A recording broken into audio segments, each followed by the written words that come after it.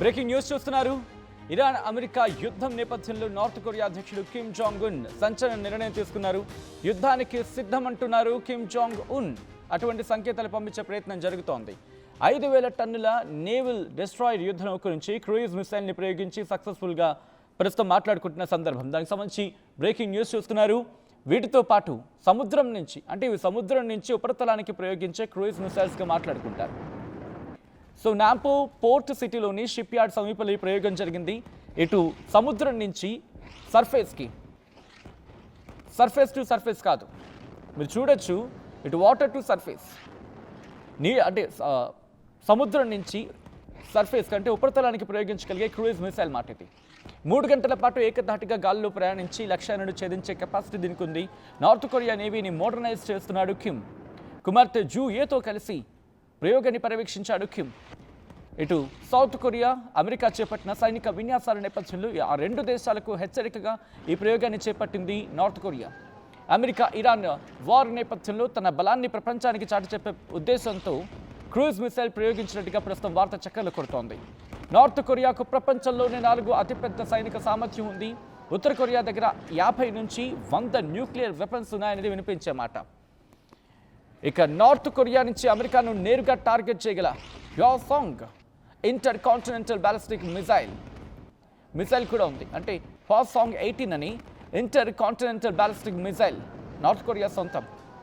ఏకంగా 15,000 కిలోమీటర్ల దూరం వెళ్ళగల కెపాసిటీ ఉన్న హ్వాసాంగ్ 18 మిసైల్ నార్త్ కొరియా దగ్గర ఉంది. రేడార్లకు చిక్కకుండా హైపర్సోనిక్ మిసైల్స్ నార్త్ కొరియా సొంతం. ఇలా ఒకటా రెండా, ఏకంగా కట్టలు వాటిని పేర్చుంచాడు Kim Jong Un. కిమ్కు China, Russia మద్దతు కూడా. మీకు గుర్తుంటే కనుక రష్యాతో యుక్రెయిన్ యుద్ధం ఆ సిచ్యువేషన్లో ఏకంగా 10,000 మంది సైన్యాన్ని రష్యాకు పంపించడం జరిగింది కిమ్ జాంగ్ ఉన్. అంటే అర్థం చేసుకోవచ్చు అసలు ఏంటిది. హ్వాసాంగ్ 18 గురించి మాట్లాడుకునే ప్రయత్నం చేద్దాం. అట్ ద సేమ్ టైం దీని గురించి కూడా ఒకసారి ఆ విజువల్స్ చూద్దాం.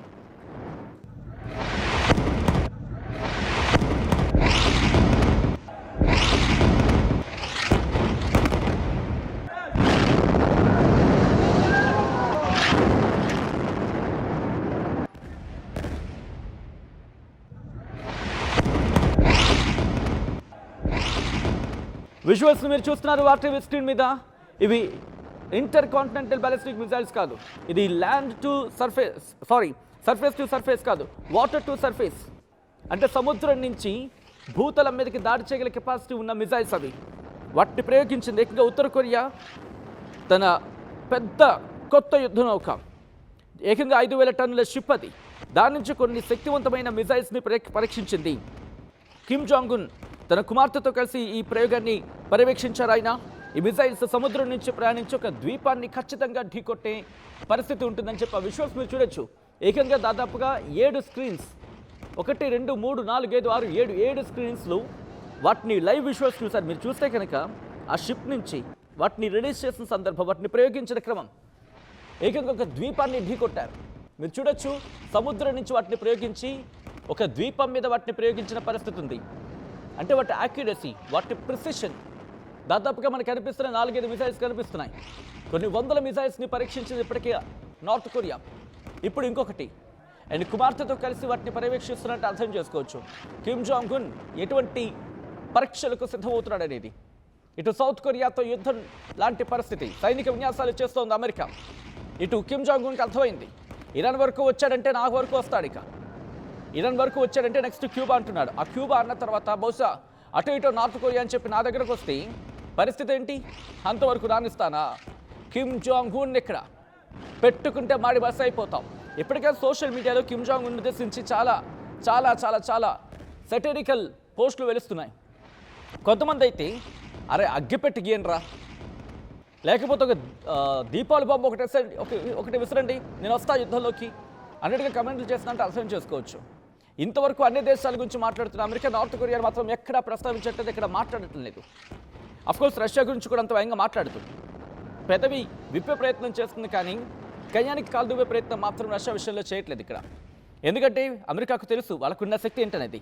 వీటి గురించి మాట్లాడుకునే ప్రయత్నం చేస్తే కనుక ఈ ఉత్తర కొరియా ప్రయోగించిన ఈ మిజైల్స్ గురించి మాట్లాడుకుంటే వీటిని వ్యూహాత్మక క్షిపణులు అంటూ ఉంటారు. అంటే సాధారణ బాంబులనే కాకుండా న్యూక్లియర్ వెపన్స్ని కూడా మోసుకెళ్ళగల సామర్థ్యం వీటికి ఉంటుంది. ఇవి 3 గంటల పాటు గాల్లో రౌండ్లు వేస్తాయి, శత్రువులు కళ్ళు కప్పి దాడి చేయగలవు. దాంతోపాటు ఉత్తర కొరియా, నార్త్ కొరియా వాళ్ళ నేవీ ఇప్పుడు చాలా బలంగా ఉందని చెప్పి ప్రపంచానికి చూపించడమే కిమ్ జాంగ్ ఉన్ ప్రధాన లక్ష్యం. మరి చాలామందికి డౌట్ రావచ్చు, ఇప్పుడెందుకు ఈ పరీక్ష అని చెప్పి. జస్ట్ సింపుల్, అమెరికాకు తన బలాన్ని చూపించే సందర్భం. అమెరికాకు తన బలాన్ని చూపించాలి, అమెరికా విరగబాటుకి సమాధానం చెప్పాలి. అమెరికా సౌత్ కొరియా కలిపి చేస్తున్న సంయుక్త సైనిక విన్యాసాలకు ధీటుగా జవాబు ఇవ్వడం. మీరు సైనిక విన్యాసాలు చేస్తే నేను చూస్తూ ఊరుకుంటానా? ఇప్పటికీ మీకు గుర్తుంటే సౌత్ కొరియాకి నార్త్ కొరియాకి మధ్య ఆ బార్డర్ ఇష్యూస్ ఇప్పటికే చాలా ట్రిగర్ అవుతున్నాయి. దాని గురించి మాట్లాడుకున్న సందర్భం కూడా గతంలో. ఉత్తర కొరియా ప్రపంచంలోనే 4 అతిపెద్ద సైన్యాన్ని కలిగి ఉంది. ఏకంగా 12.8 లక్షల మంది సైన్యం వాళ్ళకి యాక్టివ్గా ఉంది. రిజర్వ్ ఫోర్స్ ఏకంగా 6 లక్షల మంది ఉన్నారు. మొత్తంగా అయితే మాత్రం చూసుకుంటే 18 నుంచి 19 మంది, అటు ఇటుగా 20 లక్షల మంది ఉన్నారు అనుకోవాలి. వాళ్ళ యాక్టివ్ సైన్యం గురించి మాట్లాడుకుంటే రిజర్వ్ ఫోర్స్తో కలిపి.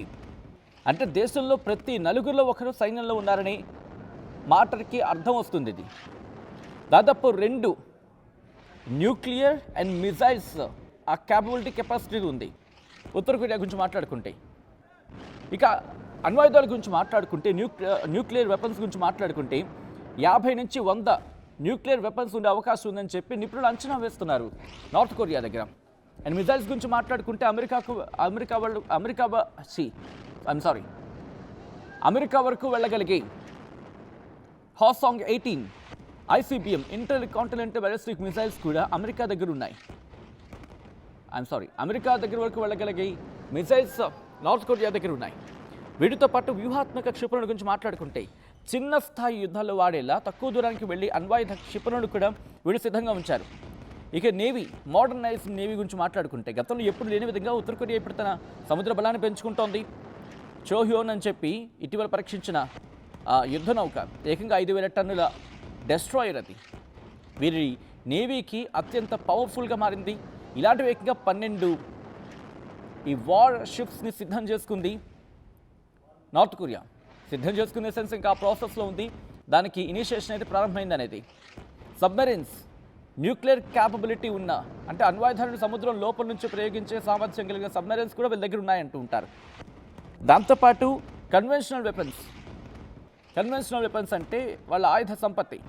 వీళ్ళ దగ్గర పాతకాలం అంటే సోవియట్ యూనియన్ అంటే సోవియట్ కాలంలోని ఆయుధాలు ఉంటాయి కదా, వాటితో పాటు అడ్వాన్స్డ్ ట్యాంక్స్ కూడా ఉన్నాయి.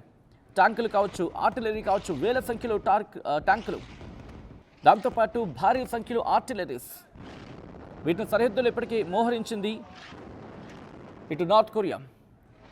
సైబర్ ఆర్మీ గురించి మాట్లాడుకుంటే, అంటే సైబర్ వార్ఫేర్ గురించి మాట్లాడుకుంటే కేవలం మైదానంలోని కాదు, సైబర్ రంగంలో కూడా ఉత్తర కొరియా చాలా స్ట్రాంగ్గా కనిపిస్తుంది. ప్రపంచవ్యాప్తంగా బ్యాంకులు కావచ్చు, ఇతర వ్యవస్థలపై సైబర్ దాడులు చేసి నిధులను సేకరిస్తూ ఉంటాయని చెప్పి అంతర్జాతీయ సంస్థలు చెబుతూ ఉంటాయంటే అర్థం చేసుకోవచ్చు అక్కడ పరిస్థితి ఏంటనేది.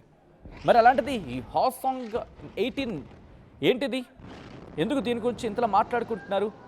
అసలు దీనికి ఉన్న కెపాసిటీ ఏంటి? దీనికి ఉన్న క్యాపబిలిటీ ఏంటి?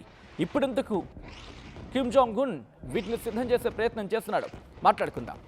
ఏకంగా ఈ హాసాంగ్ 18 అనేది ఉత్తర కొరియా దగ్గర ఉన్న అత్యంత పవర్ఫుల్ అండ్ డేంజరస్ మిజైల్. దీనిని గేమ్ చేంజర్ అని చెప్పి పిలుస్తూ ఉంటారు. ఎందుకంటే సాలిడ్ ఫ్యూయల్ టెక్నాలజీ ఉంటుంది. హాసాంగ్ 18 అతిపెద్ద ప్రత్యేకత అంటే సాలిడ్ ఫ్యూయల్తో నడుస్తూ ఉంటుంది ఇది.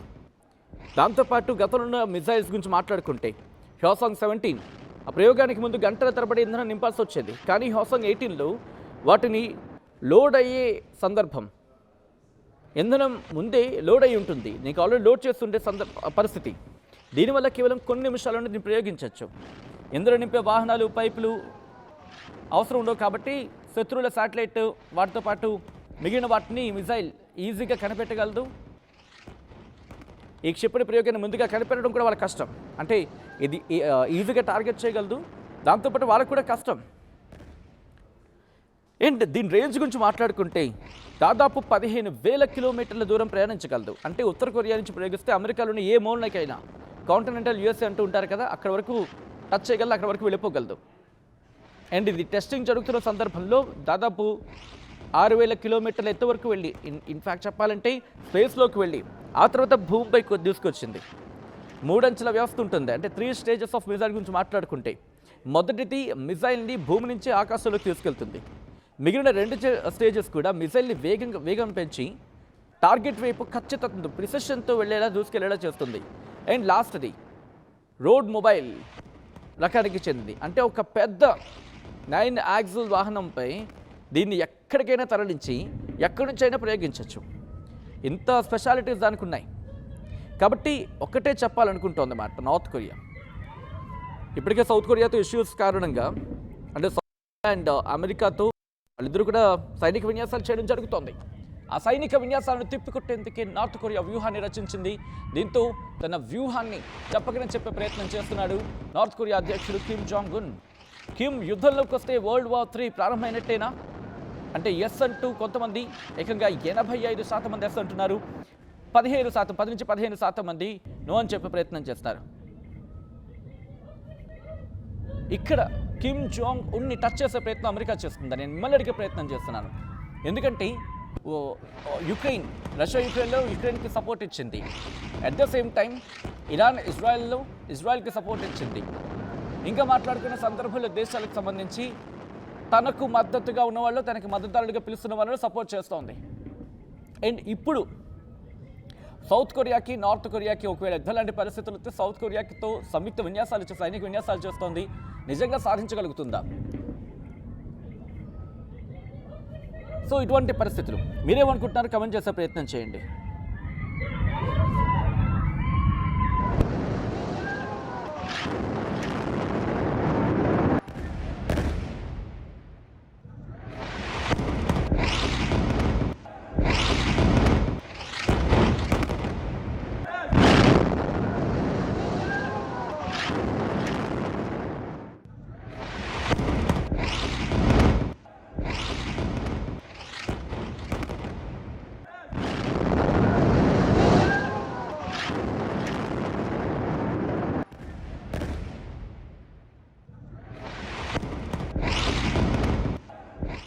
అసలైన తొలి వెలుగు. ఫాలో వాట్సాప్ @తొలి వెలుగు official.